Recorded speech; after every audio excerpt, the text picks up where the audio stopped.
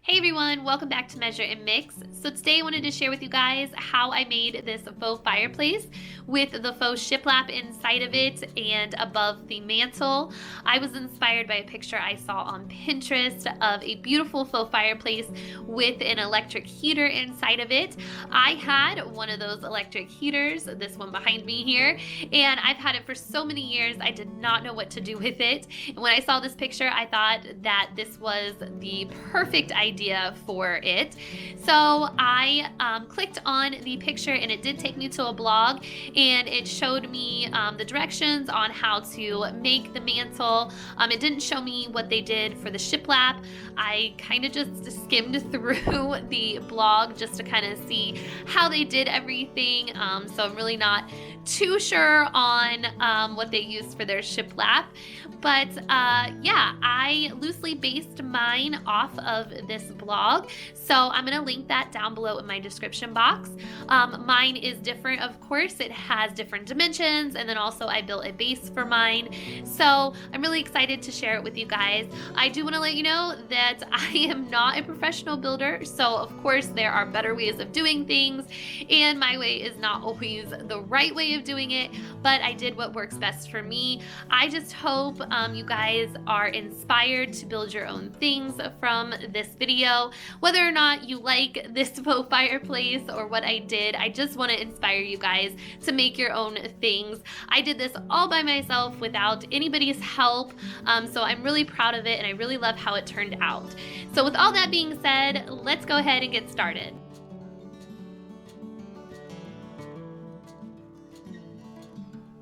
The first thing I did was take some painter's tape and I marked on the wall where I wanted my fireplace to be at, and I kind of just measured to see how big I wanted it to be for that space. I wanted my fireplace to sit up higher, so the first thing that I built was a base for it, and I built that out of two 2x4 by 8 foot pieces. I cut those 2x4s into 6 pieces, and then I also used a 2 foot by 4 foot piece of pre-cut plywood. And I will have all of the measurements and materials I used down below in the description box if you need to know. Then what I did was take one of the longer pieces of 2x4s and I screwed on the shorter pieces, 2 on each end and then 2 in the middle for support. And then I flipped the whole thing over and took the last 2x4, and I decided at this point that it would be better to just nail the 2x4 into the other 2x4s. I used 2-inch nails in my nail gun for this. Then I just placed the box up against the wall. I put the screw side against the wall and the nails facing outward since you couldn't see those that well. And then placed the plywood on top of the box and then just nailed it in again with my nail gun. Now I'm going to be building the fireplace surround. So I'm going to start off by building 2 U-shaped pillars. And I'm going to be using 3 1 by 8 by 8 foot boards that I cut into 6 pieces about 42 inches high for each piece. Now I'm taking 3 of these boards and just nailing them together to form a U-shaped pillar that is hollow inside. I just nailed them together so that way that the front board that is facing out is it has no seams. You can't see any seams. The 2 side boards are nailed into the back of that front board. So this is how it looked. And I did that for all 6 boards. So I did that for the other 3 boards as well and made 2 pillars. For a little bit extra support and to make sure that I had something to nail into, I cut a couple extra pieces of 2x4s and placed those inside the 2 pillars at the top and nailed those in. Then I placed the 2 pillars on the platform and measured out where I wanted everything to be, made sure I placed the fireplace inside of there too, and then I took another 1 by 8 by 8 foot board and placed that on top of the 2 pillars and measured it to see how long I wanted it to be.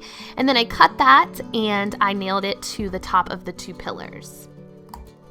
Now what I'm going to do is take a 1 by 10 by 8 foot board, and I cut it to the same length of the front of my fireplace, and then I just nailed it to the front of my fireplace. And then for the sides, I am showing you here that I should have cut that top piece there on top of the pillars shorter, so that way that side piece could fit just like the front piece of the fireplace on there, and I could nail it down. But unfortunately I didn't do that, so and I didn't want to take everything out, so I just went ahead and cut those side pieces to the size that I needed. Unfortunately I do have a seam on each side, but I'm okay with that. But if you don't want the seam, then definitely cut that top piece a little bit shorter so it can fit right in front there. Then I took the rest of the 1 by 10 board and I cut it to the size I wanted the top of my mantle to be, and then I just nailed it down with my nail gun, and then essentially the fireplace surround was done. Now it was time to do the shiplap above the fireplace, so I'm going to start out by placing two 1 by 2 boards above the fireplace into the ceiling to frame the area out where I'm going to place the shiplap. I just used my level to make sure that both pieces were level, and then I just nailed both the pieces to the sides of the wall. So my best option and my cheapest option for my faux shiplap were these 1 by 6 inch 8 foot cedar fence boards that I got from Home Depot. I know a lot of people do use plywood and they rip those boards into 6 inch pieces.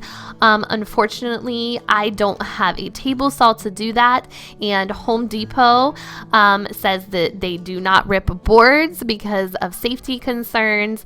And they also charge, like, I think after the second cut, it's 25 cents per cut.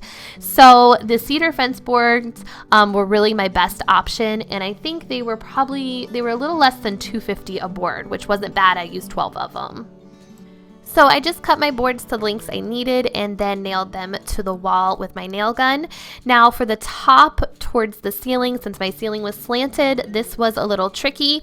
I just measured on one side the smallest angle part, and then I measured 6 inches up on the other side, since that's how wide my board was, and then I measured the length in between, and then I just marked that on to my fence board, and then I took a level or just something straight. You don't even have to use a level, but then I just drew a line from each of those lines that I marked and cut that out with my jigsaw.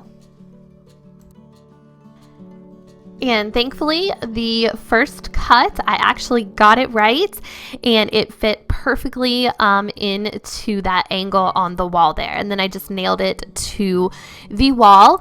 And then that last little corner, I did the same exact thing. And I'm so shocked and so surprised, but I only had to cut this one time.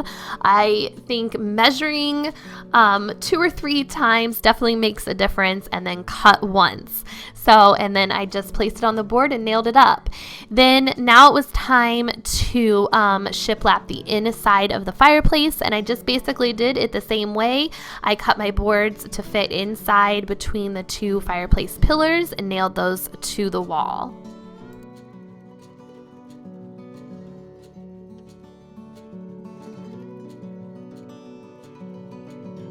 When I got down to where the outlet was, I just placed my board on the wall and basically just traced around the outlet on each side, and then measured the outlet, and then measured up on my board and traced that out, and then used my jigsaw to cut that little notch out there. And I did that on 2 boards, so that way my outlet cover would fit over those boards. I did have to get longer screws for my outlet thing because of the width of the boards. The box didn't come out far enough, if that makes sense at all. So then I went ahead and I planked the sides of the pillars. I just cut those to the sides I needed, and then I nailed those up with my nail gun. I did have to drill a hole in the side of one of my pillars, and that's because my outlet to plug my fireplace in was behind this pillar. So I just drilled the hole, and then I could just run the cord through that hole inside there to plug the fireplace in. Now it was time to paint my shiplap, and I just used some white semi-gloss paint. I think it was by Glidden from Home Depot, and I did 2 coats of paint on these cedar boards to get them fully covered. I also painted the base of the fireplace with the white as well, and then I just painted the top shiplap the same white and the 1x2s as well.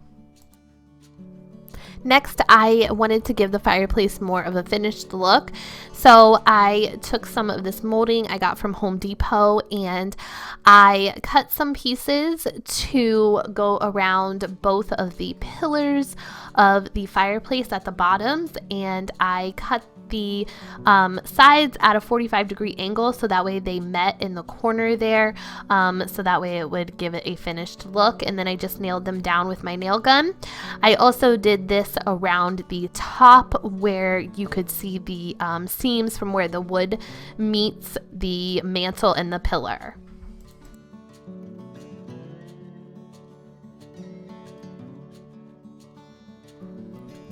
So I am showing you this because I have a gap in between the fireplace and the wall here. I don't mind the gap because my fireplace mantle is not going to be attached to the wall. I kind of need it not to be anyways, since my outlet is behind that. I need to kind of get to it, but if you do want it attached to the wall, definitely make sure and pre-plan that you can get some molding that will cover your gap, or you have it close enough to the wall, maybe take out the baseboards or something to get it closer to the wall. So now I'm going to stain the fireplace mantle.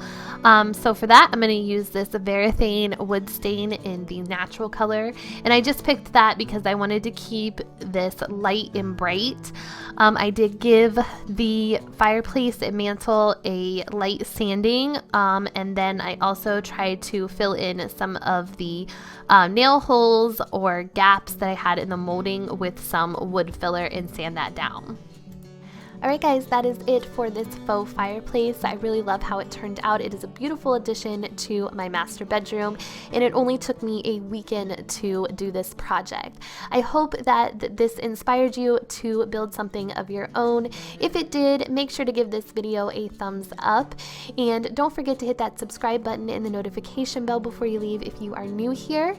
And also, if you want to support Measuremix further, I do have some merchandise available, and I am on Patreon, and those links are down below in the description box. And that's it. I'll see you guys next time. Take care. Bye-bye.